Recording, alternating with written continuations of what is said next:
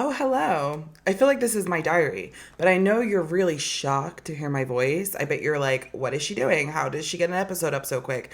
I don't know, but there's something about this short formed content that is, I'm able to just bust it out. And I guess I stopped caring about editing out my background noise too much or me typing on the computer or my random rants. I just like let it flow even more now.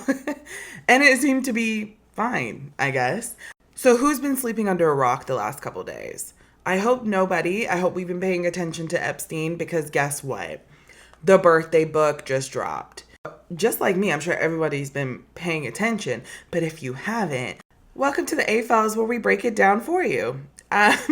So, on Monday, September 8th, so just literally 2 days ago, I'm filming this September 10th.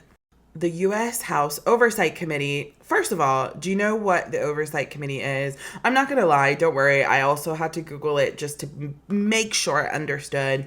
So the U.S. House Committee and Oversight and Accountability. I didn't even know the word accountability was in it. I've just been calling it the House Oversight Committee. The U.S. House Committee on Oversight and Accountability is the primary investigative committee of the House of Representatives. Okay, so they are responsible for overseeing the accountabilities, the efficiency, effectiveness of all federal agencies and programs for the U.S. government. So the Oversight Committee worked with Jeffrey Epstein's estate, according to the Democrats on the committee. Jeffrey Epstein's estate is expected to include this birthday book with a bunch of other materials. And the crazy thing about this, on Monday, I just happened to have the TV on, and Jasmine Crockett, representative from Texas, who has been very vocal about this administration, just about politics in general on both sides. She was on MSNBC. She joined the weeknight co-host, and it happened to be within hours of when they received the Epstein files. So she literally ran over and it was all breaking news. And that made me kind of tune in because I saw in the banner that was like breaking news of the birthday book. Jasmine Crockett's here to explain what they found out in the last couple of hours. Well, she said this operation is a lot bigger than we all thought. Okay, well, I personally thought it was going to be big. But if she's saying it's bigger than what we all thought, I can't imagine what it's really like. So Jasmine Crockett said something that had my ears sticking up. It had Minnie's ears pointing to the roof. She said that not only were there sort of CEOs and all this, rich people, powerful people, there were foreign allies and a lot of powerful people abroad. And she also said there was fake immigration involved. So women could come here and have fake marriages. All of these powerful people from all over the world. I don't know about you, but I'm very curious of when the fake immigration and these fake marriages happened, because I'm trying to think who is in office right now married to someone from a different country that was super young at the time. I don't know.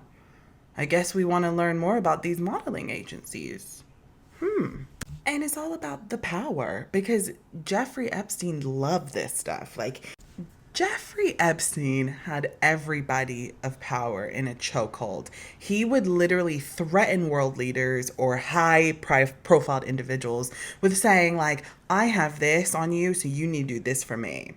So Jasmine Crockett and her team and Ro Khanna and his team and Tom Massey and his team, and shout out to, I hate to say this because I really don't like them, but you really do need to give credit where credit is due, but Marjorie Taylor Greene and Lauren Boebert, they're the only Republican women doing anything about it. And maybe this Nancy Grace from South Carolina, who I can't fucking stand, but she is too. So what had everybody up in arms on the 9th? Tuesday the 9th, yesterday, from when I'm filming this. The 238-page book was released. The 238-page book was handed over to Congress, the House Oversight Committee, and it consisted of a ton of candid photos, drawings, and collages that were for Mr. Epstein. So a little bit more about the birthday book. The birthday book was put together in 2003 by Ghislaine Maxwell. We all know her. The homegirl that got it. She's not homegirl, actually. That thing that got demoted from maximum security to the lowest security, and it gets free range to just hang out and play pickleball all day. Stupid. It reveals, within this book, it definitely reveals how many of Epstein's friends and associates knew about his disgusting behavior. Let's go into some of the pages of the book. So the Financial Times, thank you, Financial Times. Thank you, news media, because you guys put together a lovely collage for someone like me to just kind of look through and pick out the main points. Thank you. So the first person is billionaire Lex Wexner, very well known in the US for his entrepreneurship. He was a huge stakeholder in Victoria's Secret. Well, he was a wealth management client of Epstein. And his picture features a drawing of a woman's breast that reads, "I wanted to get you what you want." That's it. Happy birthday, your friend, Lex, whoever the hell. Next, several current and former Harvard University professors were in the book. And one of them in particular was Henry Ravoski. Who's that? Let's look up Henry Ravoski.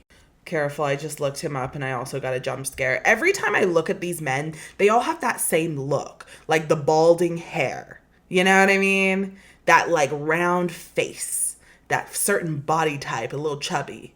Yeah, Henry, not looking so great. Ugh, it just, ew. It's all gross. It's all so gross to me. Anyways, he was included. Harvard let out a statement. Did you know? Allegedly. And then there were weird drawings. And one of the drawings was of Epstein greeting 3 girls in 1983.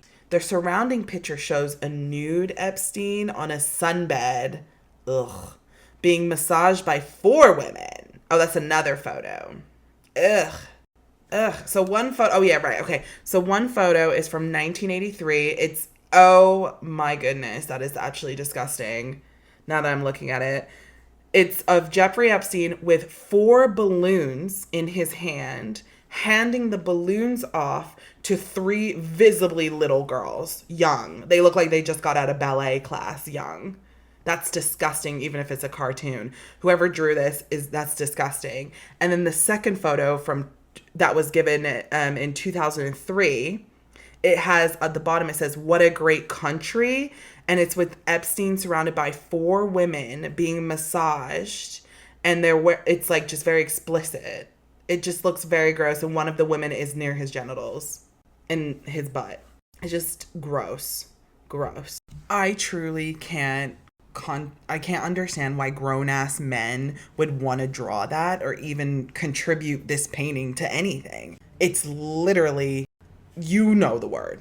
Another photo that was shared in the birthday book was from Ghislaine herself, signed by Ghislaine, and they're naked in a pool. And then, of course, the famous letter from Donald Trump, allegedly. The drawing is very disturbing, and I'm sure you've seen it. It's been all over the news. But it's obviously of a figure of a naked woman with what would imply to be a breast outline and a very inappropriate poem written throughout the body of what a torso of a woman or girl would be, which is vile. And then Donald Trump's horrendous, thick, disgusting signature is at the bottom. Also, another disgusting photo within the birthday book. There's also just this really, really weird, disgusting photo of a check. It's saying, allegedly, that the fully deprecated woman was for Mr. Trump for $22,000, $500. What does that mean?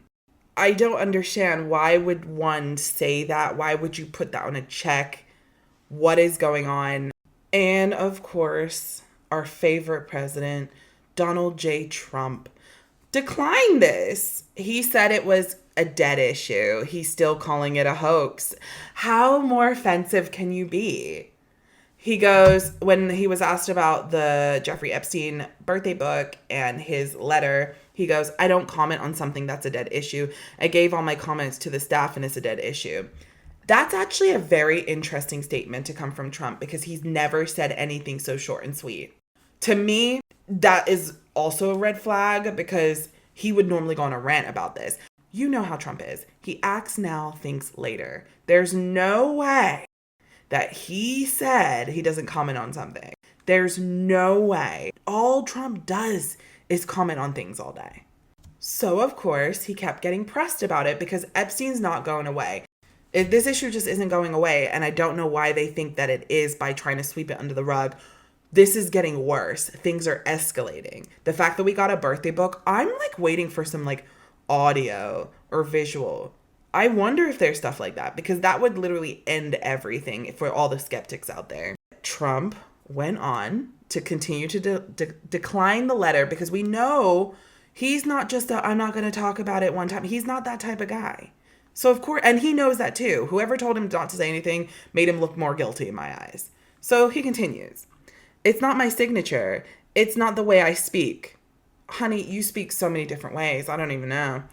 Anybody that's covered me for a long time knows that's not my language. It's nonsense. And frankly, you're wasting your time. It's very much your language. Remember grabbing women by the... We heard that. That's very much your language. The reporter goes on and asks President Trump if he will meet with any of Epstein's accusers. Trump goes on to say, I don't know about that. Nobody suggested that. Certainly, I don't like the whole situation with respect to anybody being abused or hurt, but I haven't even thought about that. You haven't even thought about that? You're the first thing you should have done with met with the survivors. That to me is a red flag.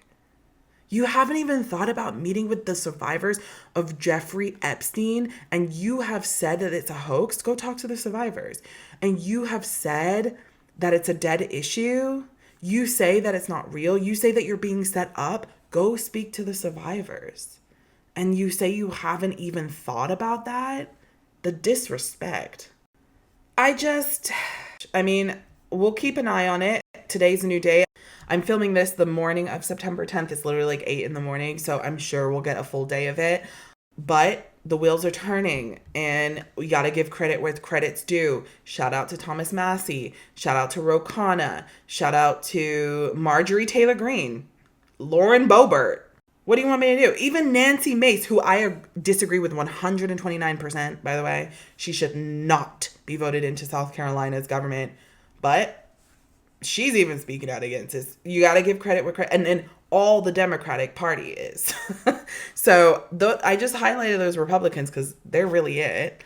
And then you have the whole Democratic Party. You have the independents agreeing. The only people that aren't are the Republicans. Why is that? I'm going to leave it there.